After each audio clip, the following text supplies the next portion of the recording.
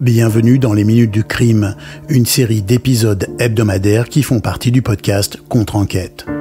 Aujourd'hui, nous plongeons dans l'affaire des meurtres en série de Gilgo Beach, un mystère qui a secoué Long Island dans l'État de New York en 2023. Nous allons y apprendre comment le suspect, Rex Heuermann, a été identifié et arrêté après plus d'une décennie de recherche policière. Et nous verrons aussi que cette affaire a été marquée par des erreurs importantes au cours de l'enquête et une attention médiatique sans précédent. La découverte des corps de Gilgo Beach en décembre 2010 marque le début d'une enquête policière complexe à Long Island, dans l'État de New York. Les crimes, inhabituels par leur nature et leur brutalité, présentent un défi considérable pour les autorités locales, alors peu habituées à gérer des affaires de crimes en série. Les victimes sont essentiellement des jeunes femmes, des escortes ou des prostituées, et l'affaire attire rapidement l'attention des médias nationaux. Cette couverture médiatique intense, essentiellement due au fait que plusieurs cadavres sont découverts sans que l'enquête ne progresse, met sous pression les enquêteurs. Les similitudes entre les meurtres des 4 premières victimes, surnommées les 4 de Gilgo Beach, met en lumière un modus operandi méthodique et froid qui correspond tout à fait au profil d'un tueur en série. L'enquête se heurte principalement au fait que le tueur utilisait des téléphones cellulaires prépayés qui ne permettaient pas de remonter jusqu'à l'identité de son acheteur ou de l'utilisateur.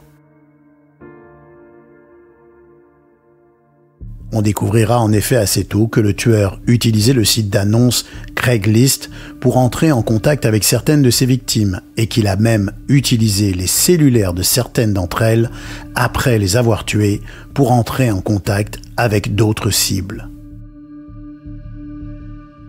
L'affaire commence donc le 11 décembre 2010 à Gilgo Beach lorsque les restes de Maureen Brainard Barnes sont découverts par un policier lors d'une patrouille sur la plage isolée. Cette découverte choquante est la première d'une série de trouvailles macabres. Dans les jours et les semaines qui suivent, les corps de Melissa Barthelemy, Megan Waterman et Amber Costello sont retrouvés le long de la même étendue déserte de plage. Ces jeunes femmes, travaillant dans l'industrie du sexe, partagent des histoires tragiquement semblables, leur assassinat cruel soulignant les dangers auxquels sont confrontées les travailleuses du sexe. En tout, ce sera finalement les restes de 11 corps humains qui seront retrouvés entre 2010 et 2011 sur les longues plages de Gilgo Beach à Oak Beach, dans les maquis de ronces situés entre le sable et la route parmi les dunes.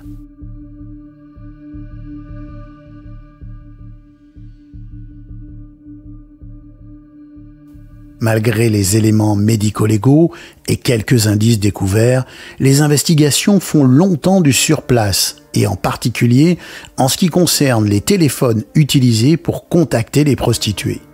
En effet, bien que le criminel utilise des téléphones prépayés avec lesquels il est impossible de remonter jusqu'à lui, la localisation des appels passés et le suivi du parcours de certains téléphones des victimes auraient pu conduire plus rapidement les policiers sur la piste du tueur.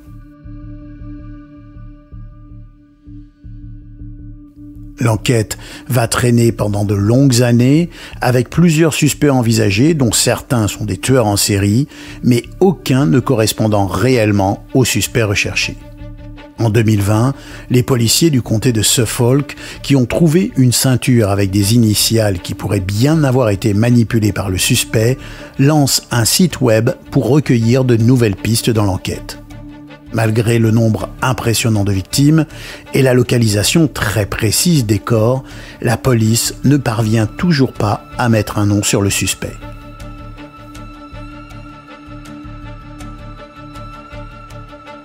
Le climat, en place au sein des forces de l'ordre locales, est aussi en cause dans le peu d'avancée de cette affaire, car le chef de police du comté de Suffolk, alors en charge du dossier, est impliqué dans un scandale de corruption au beau milieu de la décennie 2010, soit au plus fort de l'enquête. Cette enquête est malheureusement devenue assez rapidement un casse-tête juridique et policier, reflétant les difficultés rencontrées par les forces de l'ordre quand elles sont mal préparées et mal dirigé face à un criminel calculateur et insaisissable. On sait que la personne qui détenait le téléphone jetable qui a contacté Melissa Barthelemy s'est trouvée dans la zone de Manhattan le jour où elle a été vue pour la dernière fois. Il aura fallu beaucoup de temps pour exploiter pleinement ces informations, car ce n'est qu'en 2021, à l'arrivée d'un nouveau chef de police au comté de Suffolk, que les analyses téléphoniques peuvent être enfin exploitées par le FBI. L'enquête se concentre alors sur une zone à Massapequa Park, à l'endroit où le téléphone jetable de Melissa Barthelemy a été utilisé pour la dernière fois.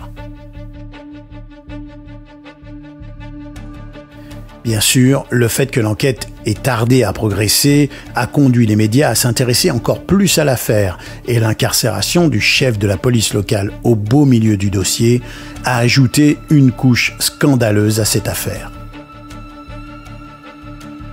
Mais finalement, un ingénieur nommé Rex Heuermann est devenu le suspect numéro 1 du dossier en 2022 sur la base de plusieurs éléments. Tout d'abord, les recherches ont permis de le relier à une camionnette Chevrolet Avalanche qu'un témoin avait vue lors de la disparition de l'une des victimes en 2010. Et il se trouve justement que Heuermann correspond à la description d'un suspect aperçu par un autre témoin. En outre, Heuermann fréquentait plusieurs endroits identifiés par la géolocalisation des téléphones prépayés, mais aussi par ceux de certaines des victimes au moment de leur disparition. Évidemment, cela ne suffisait pas pour l'inculper, et en mars 2022, des détectives récupèrent son ADN à partir d'une croûte de pizza dans une boîte qu'ils ont récupérée dans sa poubelle, ce qui permet de le relier de façon formelle à certaines scènes de crime. Une fois Rex Heuermann arrêté, les fouilles de son ordinateur sont venues confirmer les soupçons des enquêteurs, qui ont trouvé un inquiétant historique de recherche sur Internet, dont plusieurs centaines visaient à connaître l'état d'avancement du dossier.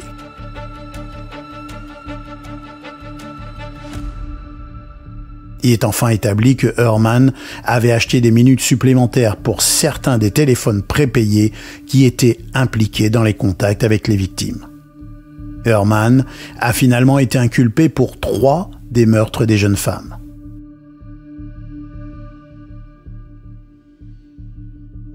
Formellement accusé de 3 chefs de meurtre du premier degré et du deuxième degré, il fait face à des preuves accablantes qui comprennent les données de téléphonie mobile détaillées, des preuves informatiques convaincantes et un test ADN qui établit sans équivoque son lien avec les meurtres.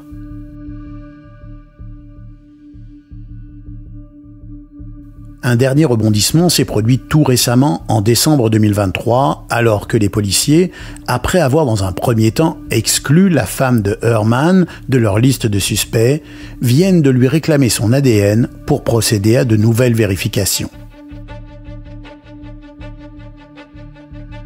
En 2024, date de l'enregistrement de cet épisode, l'affaire n'a pas encore été jugée et Heuermann a plaidé non coupable aux 3 crimes qui lui ont été reprochés.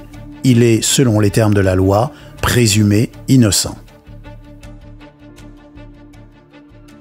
Preuve de l'intérêt médiatique pour cette affaire, la femme de Heuermann, Asa Ellerup, qui a demandé le divorce 6 jours après qu'il ait été inculpé pour les meurtres des 3 travailleuses du sexe, est en train de tourner un documentaire ou une série documentaire pour le compte de NBC, et il se dit qu'elle aurait touché une très grosse somme pour cela. Ce récit est maintenant terminé. L'affaire des meurtres de Gilgo Beach met en lumière plusieurs éléments essentiels dans le contexte d'une affaire criminelle complexe. Un corps policier désorganisé ou mal dirigé produit rarement un travail de qualité, et ce dossier en est un exemple flagrant, tant il est indiscutable que certains des éléments, en particulier la téléphonie, auraient pu être mieux exploités aux fins d'enquête.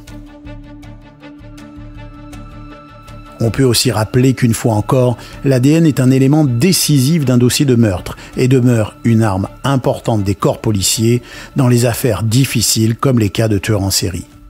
Enfin, malgré les accusations portées contre Rex Heuermann pour les 3 meurtres, il n'a pas été accusé pour les autres meurtres, ce qui laisse évidemment des questions sans réponse. C'était les Minutes du Crime. Avant de vous laisser, je vous recommande d'écouter l'épisode mis en ligne aujourd'hui sur l'affaire du col Dyatlov. Dans cet épisode hors série de près d'1 heure, Christian Page, le spécialiste des ovnis et du paranormal, et moi, examinons ce dossier mystérieux de la mort de tous les membres d'une expédition dans l'Oural qui a suscité de nombreuses hypothèses.